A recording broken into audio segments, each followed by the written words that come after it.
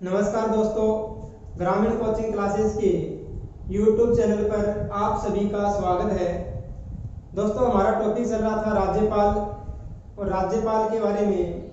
हम राज्यपाल की शक्तियां और उनके कार्य के बारे में अध्ययन कर रहे हैं और राज्यपाल की हम एक शक्ति के बारे में अध्ययन कर चुके हैं, कार्यपालिका संबंधी शक्ति। आज हम बात करेंगे दोस्तों विधायी शक्ति। राज्यपाल की दूसरी शक्ति के बारे में बात करेंगे, विधायी शक्ति। विधायी शक्ति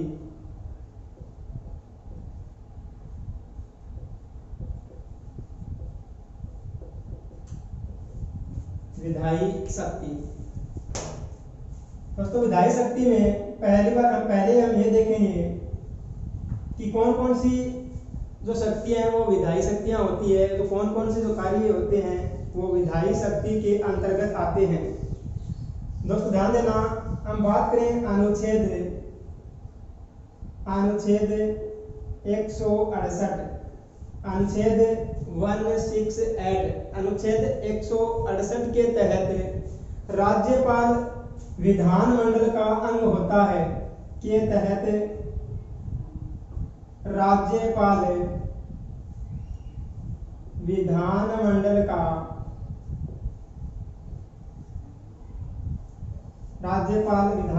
का अंग होता है।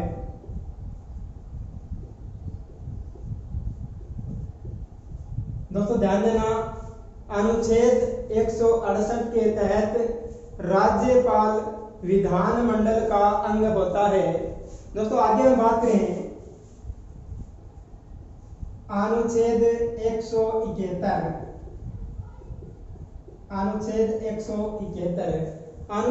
171 के तहत राज्यपाल विधान परिषद के कुल सदस्यों का या विधान परिषद के कुल सदस्यों के 1/6 सदस्यों को मनोनीत करता है। अनुच्छेद 171 के तहत राज्यपाल विधान परिषद के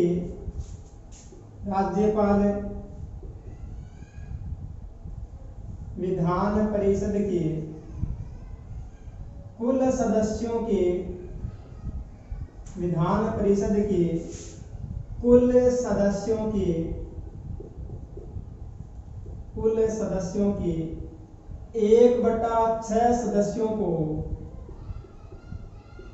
1/6 सदस्यों को मनोनीत करता है। दोस्तों ध्यान देना, अनुच्छेद 171 के तहत राज्यपाल विधान परिषद के कुल सदस्यों का 1/6 भाग मनोनीत करता है। अनुच्छेद 171 के तहत राज्यपाल के द्वारा विधान परिषद के कुल सदस्यों के 1/6 सदस्य मनोनीत किए जाते हैं, जो कला, साहित्य, विज्ञान,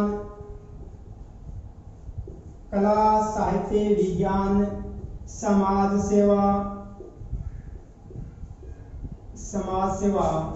और सहकारिता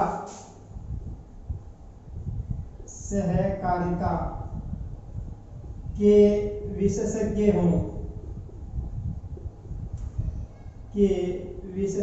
हों। दोस्तों अनुच्छेद 171 के तहत राज्यपाल विधान परिषद के कुल सदस्यों के 1/6 सदस्यों को मनोनीत करता है और उन सदस्यों को मनोनीत करता है जो कला, साहित्य, विज्ञान, समाज सेवा और सहकारिता आदि क्षेत्रों के विशेषज्ञ होते हैं। उन 1/6 सदस्यों को राज्यपाल विधान परिषद में मनोनीत करता है। दोस्तों नाम याद रखने हैं, कला, साहित्य, विज्ञान, समाज सेवा और सहकारिता के विशेषज्ञ होने चाहिए। दोस्तों आगे हम बात करते हैं कि अनुच्छेद 174 के तहत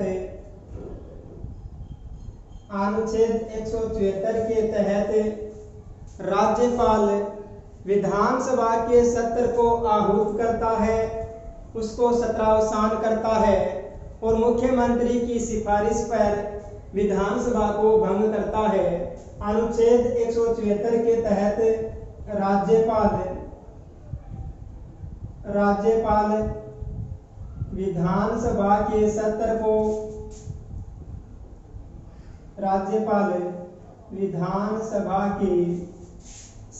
को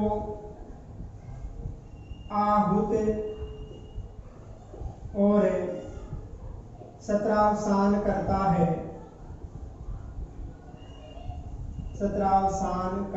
है।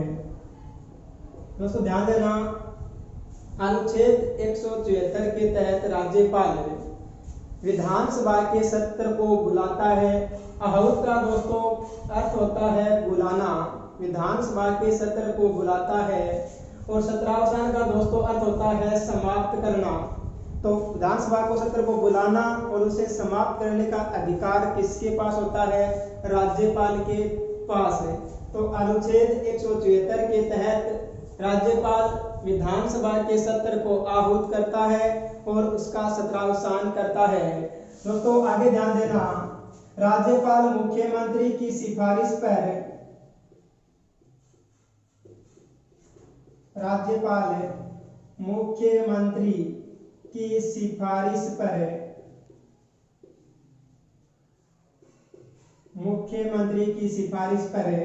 विधानसभा को भंग करता है। विधानसभा को भंग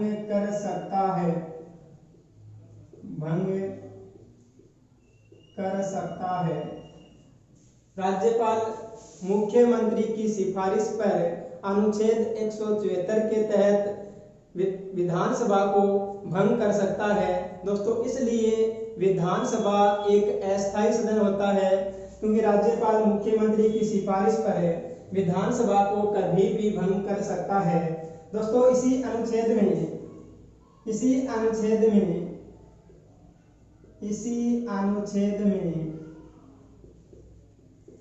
हम बात करेंगे कि विधानसभा के सत्र एक वर्ष में कितने बुलाए जा सकते हैं। तो अनुच्छेद 174 के तहत वर्ष में 2 बार विधानसभा का सत्र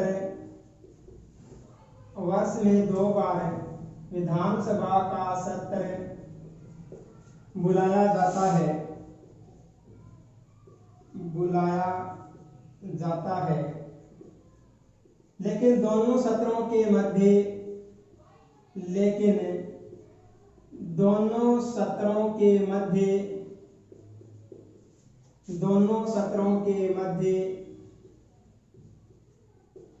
6 माह से ज्यादा का अंतर नहीं होना चाहिए। 6 माह से ज्यादा का अंतर नहीं होना चाहिए।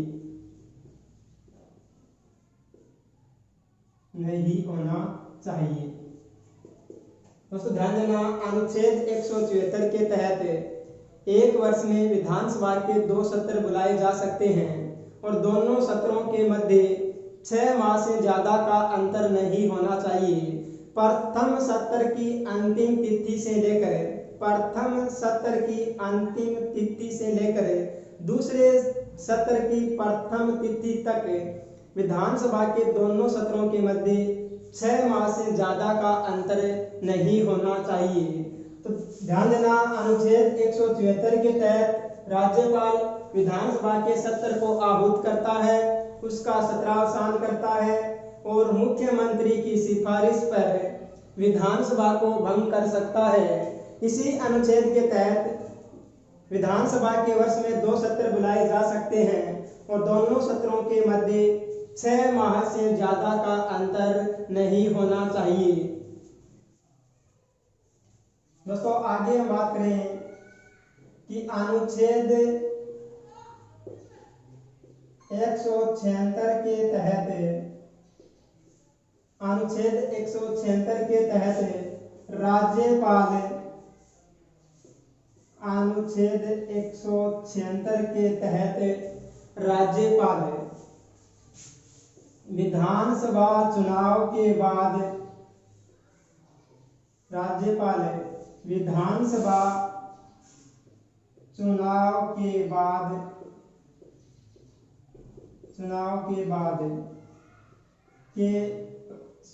बाद की पहली बैठक यहाँ कह सकते हैं पहला सत्र, राज्यपाल विधानसभा चुनाव के बाद पहला सत्र और वर्ष के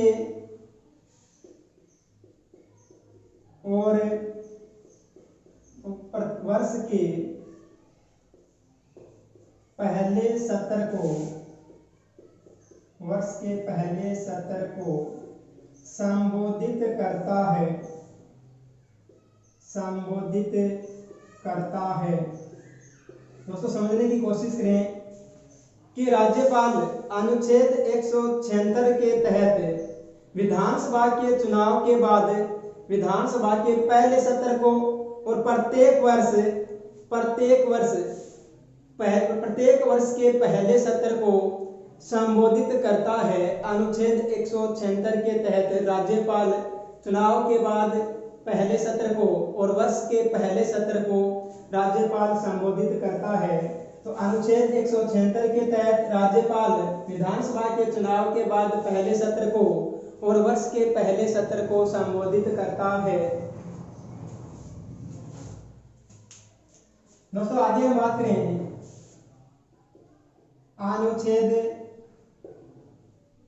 192 के तहत, अनुच्छेद 192 के तहत राज्यपाल,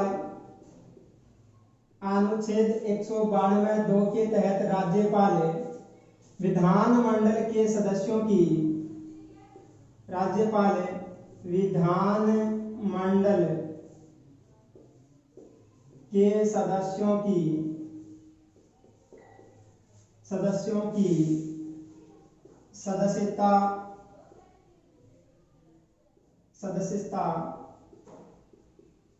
समाप्त कर सकता है। दोस्तों ध्यान देना, अनुच्छेद 192 के तहत राज्यपाल विधानसभा के सदस्यों की सदस्यता समाप्त कर सकता है और ऐसी स्थिति में राज्यपाल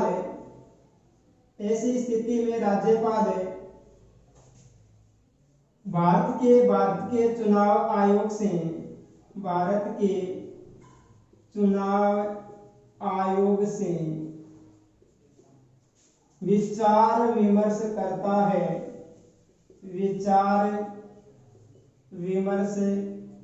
करता है। दोस्तों ऐसी स्थिति में राज्यपाल केंद्रीय निर्वाचन आयोग कह सकते हैं चुनाव आयोग से विचार विमर्श करता है और इस विचार विमर्श के बाद ही राज्यपाल निर्णय लेता है कि विधानसभा के सदस्यों की सदस्यता समाप्त करनी है या नहीं। तो अनुच्छेद 192 के तहत विधानमंडल के सदस्यों की सदस्यता राज्यपाल के द्वारा समाप्त की जा सकती है, लेकिन ऐसी स्थिति में वह चुनाव आयोग से विचार विमर्श करता है और उस विचार विमर्श करने के बाद ही राज्यपाल निर्णय लेता है। दोस्तों आगे हम बात करें कि राज्यपाल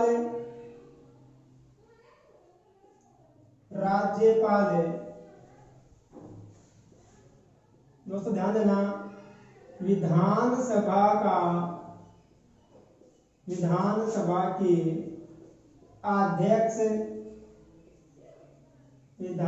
के अध्यक्ष और उपाध्यक्ष, विधानसभा के अध्यक्ष और उपाध्यक्ष दोनों का पद खाली हो, दोनों का पद खाली हो,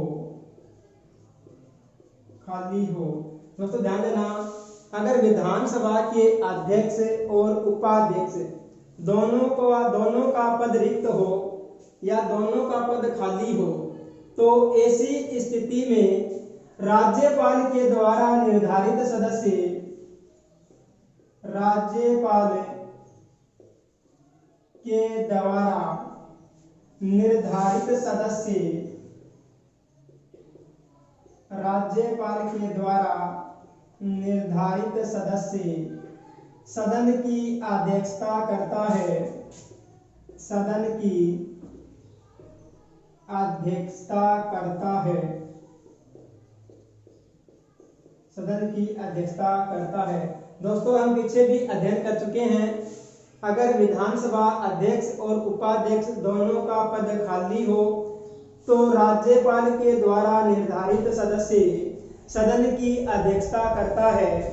अगर विधानसभा अध्यक्ष व उपाध्यक्ष का पद या दोनों अनुपस्थित हों, दोस्तों एक बार समझने की कोशिश करना अच्छे से, अगर विधानसभा अध्यक्ष और उपाध्यक्ष दोनों अनुपस्थित हों, उस समय सदन के द्वारा निर्धारित सदस्य, सदन के द्वारा निर्धारित सदस्य सदन की अध्यक्षता करता है। अगर विधानसभा अध्यक्ष व उपाध्यक्ष दोनों का पद खाली हो तो राज्यपाल के द्वारा निर्धारित सदस्य सदन की अध्यक्षता करता है। दोस्तों आगे बात करें हम राज्य लेखों से संबंधित, राज्य लेखों से संबंधित, राज्य लेखों से संबंधित जैसे हम बात करें दोस्तों वित्त आयोग, वित्त आयोग, राज्य लोक सेवा आयोग, राज्य लोक सेवा आयोग, राज्य लोक सेवा आयोग और नियंत्रक एवं महालेखा परीक्षक, नियंत्रक एवं महालेखा परीक्षक, महालेखा परीक्षक की रिपोर्ट को, की रिपोर्ट को, की रिपोर्ट को राज्यपाल, की रिपोर्ट को राज्यपाल विधानसभा के सामने, विधानसभा के सामने प्रस्तुत करता है, प्रस्तुत करता है।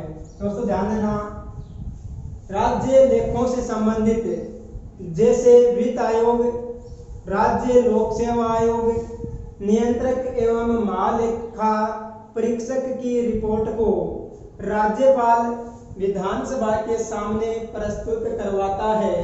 दोस्तों राज्यपाल की शक्तियों के बारे में अध्ययन कर रहे हैं और राज्यपाल की दूसरी शक्ति पढ़ रहे हैं विधायी शक्ति, और विधायी शक्ति में देख रहे हैं कि राज्य लेखों से संबंधित जैसे वित्त आयोग, राज्य लोक सेवा आयोग और नियंत्रक एवं महालेखा परीक्षक की रिपोर्ट को राज्यपाल विधानसभा के सामने प्रस्तुत करवाता है।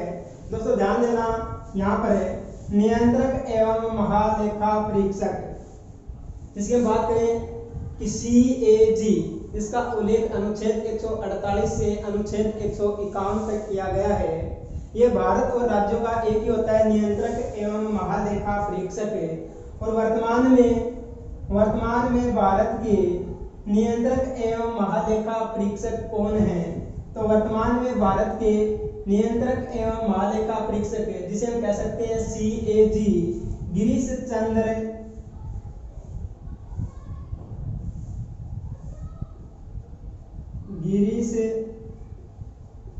चंद्र मुर्मू, गिरीश चंद्र मुर्मू जो पहले जम्मू कश्मीर के राज्यपाल थे, अब वे भारत के नियंत्रक एवं महालेखा परीक्षक हैं। वर्तमान में गिरीश चंद्र मुर्मू भारत के वर्तमान में नियंत्रक एवं महालेखा परीक्षक हैं। आगे बात करते हैं दोस्तों, अनुच्छेद 200 के तहत अनुच्छेद 200 के तहत राज्यपाल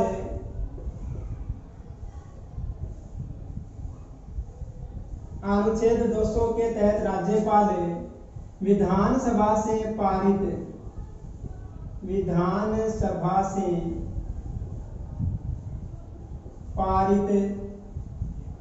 अनुच्छेद 200 के तहत राज्यपाल विधानसभा से पारित किसी भी विधेयक को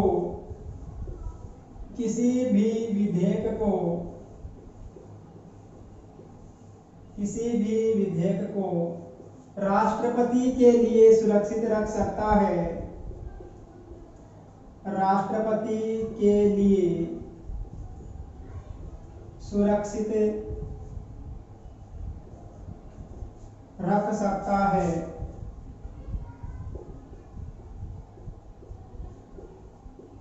दोस्तों ध्यान देना, अनुच्छेद 200 के तहत राज्यपाल विधानसभा से पारित किसी भी विधेयक को राष्ट्रपति के लिए सुरक्षित रख सकता है। आगे बात करेंगे दोस्तों हम अनुच्छेद 213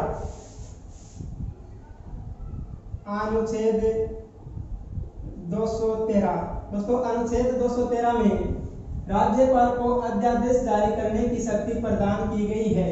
तो हम बात करें कि अनुच्छेद 213 किससे संबंधित है, तो अनुच्छेद 213 के तहत राज्यपाल अध्यादेश जारी करता है। अध्यादेश जारी करना, अनुच्छेद 213 के तहत राज्यपाल अध्यादेश जारी करता है। दोस्तों देखते हैं कि अध्यादेश क्या होता है। दोस्तों ध्यान देना, अगर सदन का सत्र न चल रहा हो, दोस्तों बात कर रहे हैं अगर विधानमंडल का सत्र न चल रहा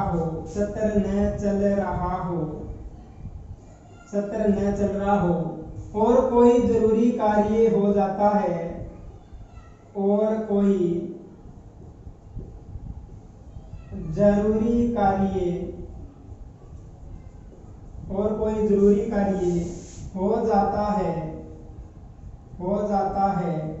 तो ऐसी स्थिति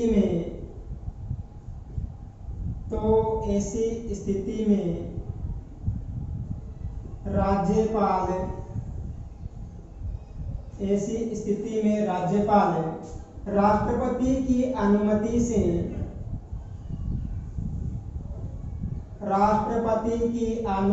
से मंत्री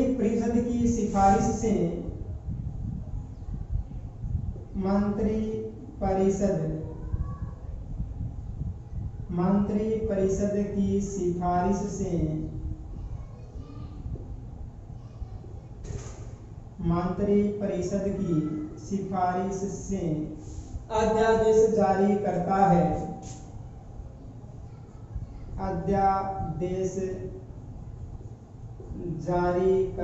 है। दोस्तों ध्यान देना, अगर विधानमंडल का सत्र नहीं चल रहा है और राज्य के अंदर कोई जरूरी कार्य हो जाता है, अगर किसी विषय पर कोई जरूरी कार्य हो जाता है तो ऐसी स्थिति में राज्यपाल राष्ट्रपति से दोस्तों क्या लेता है, अनुमति लेता है और राज्य मंत्री परिषद की सिफारिश से अध्यादेश जारी करता है। दोस्तों प्रश्न बहुत ही इंपॉर्टेंट बन सकता है यहाँ से कि राज्यपाल अध्यादेश किन की सिफारिश से या किसकी सिफारिश से जारी करता है। राज्यपाल किसकी सिफारिश से अध्यादेश जारी करता है दोस्तों, तो राज्यपाल मंत्री परिषद की सिफारिश से अध्यादेश जारी करता है। लेकिन अनुमति किससे लेता है, अनुमति लेता है दोस्तों राज्यपाल राष्ट्रपति से। और दोस्तों ध्यान देना, ऐसी स्थिति में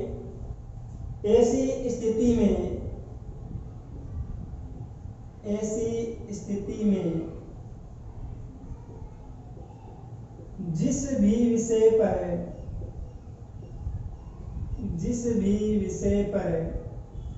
कानून बनाया जाता है,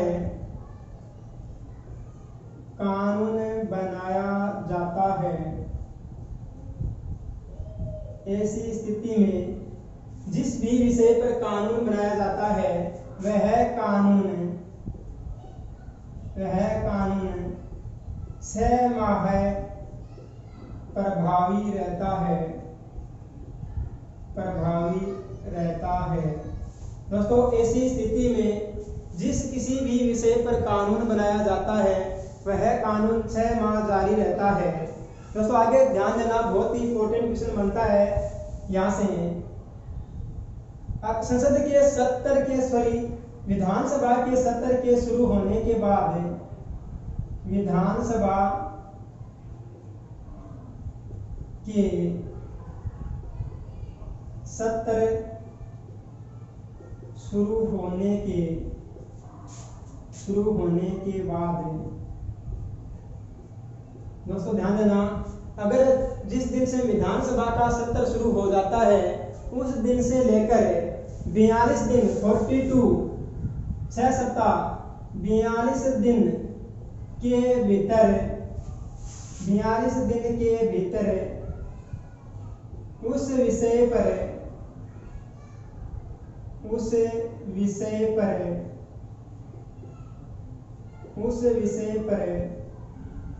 चर्चा करनी होती है। दोस्तों जिस दिन से विधानसभा का सत्र शुरू होता है उस दिन से लेकर 42 दिनों के भीतर 6 सप्ताह के भीतर जिस भी विषय पर अध्यादेश जारी किया जाता है उस पर चर्चा की जाती है। अगर उस विषय पर चर्चा नहीं की जाती है, अगर उस विषय पर चर्चा नहीं की है तो यह अध्यादेश अपने आप ही समाप्त हो जाता है। दोस्तों ध्यान देना, 42 दिन के अंदर 6 सप्ताह के भीतर इस विषय पर जिस विषय पर अध्यादेश जारी किया जाता है उस पर चर्चा करनी जरूरी होती है। अगर 42 दिन के अंदर इस विषय पर चर्चा नहीं की जाती है तो यह अध्यादेश अपने आप समाप्त हो जाता है। दोस्तों यहाँ से एक महत्वपूर्ण प्रश्न बन सकता है कि अध्यादेश कितने दिनों के भीतर या कितने सप्ताह के अंदर अपने आप समाप्त हो जाता है। दोस्तों ध्यान देना, 6 सप्ताह 42 दिन के अंदर इस पर चर्चा नहीं की जाती है तो यह अपने आप ही समाप्त हो जाता है। आगे बात करते हैं दोस्तों अनुच्छेद 333। अनुच्छेद 333 के तहत राज्यपाल विधानसभा में एक आंग्ल भारतीय को मनोनीत करता है। दोस्तों ध्यान देना, अनुच्छेद 333 के तहत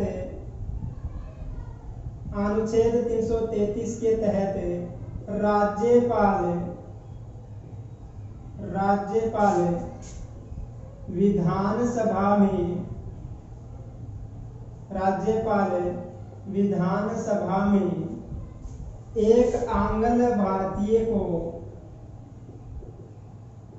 एक आंग्ल भारतीय को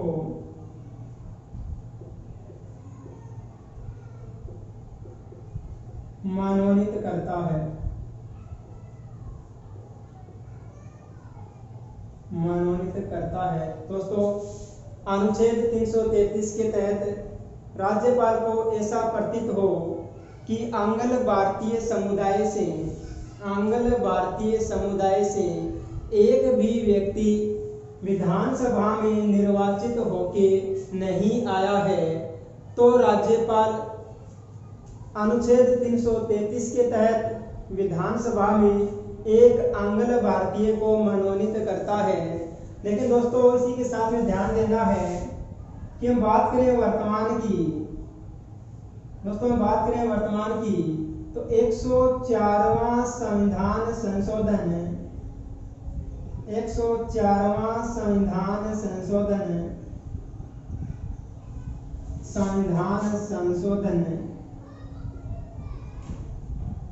2020,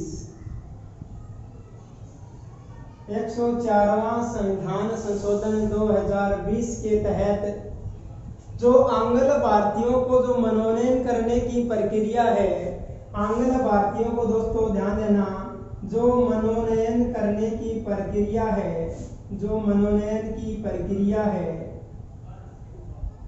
इस मनोनयन की प्रक्रिया ये क्या हो गई है, निष्प्रभावी। दोस्तों 104वें संविधान संशोधन 2020 के तहत राष्ट्रपति के द्वारा और राष्ट्रपति और राज्यपाल के द्वारा जो आंग्ल भारतीयों को मनोनयन करने की जो शक्ति दी गई थी वो दोस्तों अब निष्प्रभावी हो गई है। अब आंग्ल भारतीयों को मनोनीत नहीं किया जाएगा, चाहे राष्ट्रपति हो चाहे राज्यपाल है, क्योंकि इस संविधान संशोधन के तहत ये मनोनयन की प्रक्रिया है ये निष्प्रभावी हो गई है। दोस्तों आज हमने अध्ययन किया है राज्यपाल की विधायी शक्ति। इससे पिछले वीडियो में हम अध्ययन कर चुके हैं राज्यपाल की कार्यपालिका संबंधी शक्ति के बारे में। दोस्तों हम राज्यपाल की 2 शक्तियों के बारे में अध्ययन कर चुके हैं। अगर आपको वीडियो पसंद आया है तो इसे शेयर, सब्सक्राइब और लाइक करना ना भूलें। धन्यवाद।